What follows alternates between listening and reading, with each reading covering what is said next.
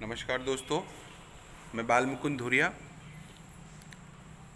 रफ्ता रफ्ता lockdown का तीसरा phase भी ख़त्म होने वाला है। आज 15 है, 2 दिन बाद 17 आ जाएगा, 17 मई, और उसके बाद से फिर फोर्थ फेज़ शुरू होगा। लेकिन इस तीसरे फेज़ में हिंदुस्तान के भीतर हर एक आवाम का ध्यान अपनी तरफ खींचा है।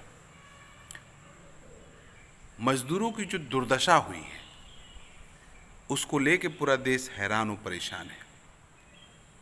कर कुछ नहीं सकता है, कह कुछ नहीं सकता है, लेकिन आज सरकार के ऊपर, सरकारी सोच के ऊपर एक प्रश्न चिन्ह जरूर लग गया है। जिस तरह से कई फोटोज सोशल मीडिया पे भी टहल रही हैं, 47 में बंटवारे के दौर में जिस तरह से एक भारी संख्या में पलायन हुआ था, लोग विस्थापित हुए थे, आज ठीक उसी तरह का दृश्य है। कोई कल्पना भी नहीं कर सकता है कि 21वीं सदी में जब हम विश्व गुरु बनने की बात कर रहे हों तो हमारे यहाँ का नागरिक, भारत देश का नागरिक 1,500 हजार किलोमीटर पैदल चलने के लिए मजबूर हो। गर्भवती महिलाएं, कोल्हू में बैलगाड़ी में लदा हुआ पुरुष, नधा हुआ आदमी, बक्से के ट्रॉली बैग पर सोता हुआ बच्चा, पैदल चलती हुई महिलाएं, ये कल्पना से बाहर थी। लेकिन जो चीज़ कल्पना से बाहर थी वो आज प्रत्यक्ष दिख रहा है।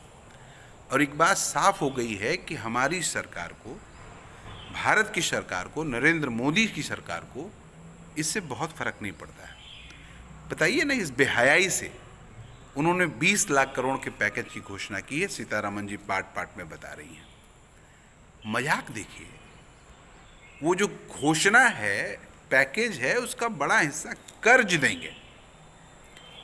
अपने पास से सरकार कितना देगी ये बहस का विषय है, लेकिन कर्ज देगी सरकार, कर्ज देगी, ये उनका पैकेज है। भैया कर्ज कब देंगे आप? जब लॉकडाउन ख़त्म होगा, चीज़ें रूटीन में चलने लगेंगी, तब आप कर्ज देंगे। कर्ज देंगे किसको? आप ज़रा हमें बताइए ना। जो दिल्ली, बम्बई, मद्रास से मज़दूर आ गया है यूपी में, उसको क्या कर्ज देंगे आप? पहले मसला तो ये था कि जो मज़दूर वहाँ से पलायन करके पैदल चल के आके उत्तर प्रदेश में स्टे कर रहा है, बिहार में रुक रहा है, वो जिंदा कैसे रहेगा कल से? व्यवस्था जब इसकी करानी थी तो आप मल्टी डायमेंशन योजनाएं बना रहे हैं। भाई साहब, रोटी की व्यवस्था कैसे होगी? खाएगा कैसे वो? उसको बच्चों की पढ़ाई लिखाई का तो बात दिगर है, वो जिंदा कैसे रहेगा?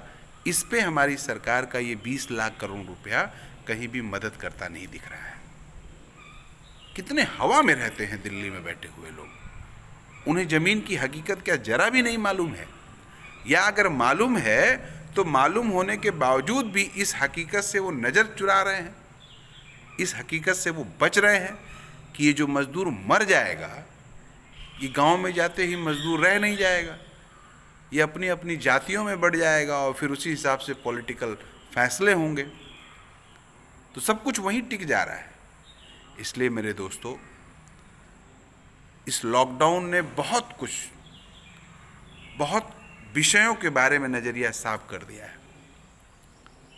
देश को नई चीज़ें सीखनी है, देश को झूठ से निपटना सीखना है, देश को भौकाल से निपटना सीखना है, देश को झूठे वादों से निपटना सीखना है।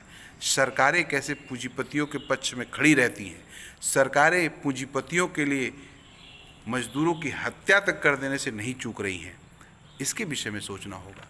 कैसे मनुवाद, सामंतवाद इस बहाने भी लादने का अभियान चल रहा है, इसको भी समझना होगा।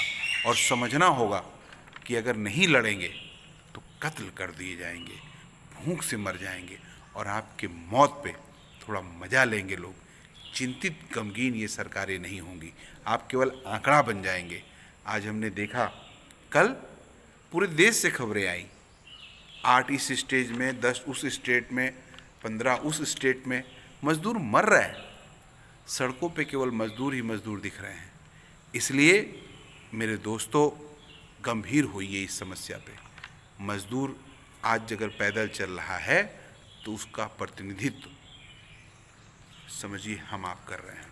अगर आज नहीं बोलेंगे, सरकारों को कटघरे में नहीं खड़ा करेंगे, सरकारों से सवाल नहीं पूछेंगे, वो मजदूर तो बेचारा हो सकता न पूछ पाए, हो सकता है जात बिरादरी में बट के फिर अपने पाले में चुनाव के वक्त में खड़ा रहे।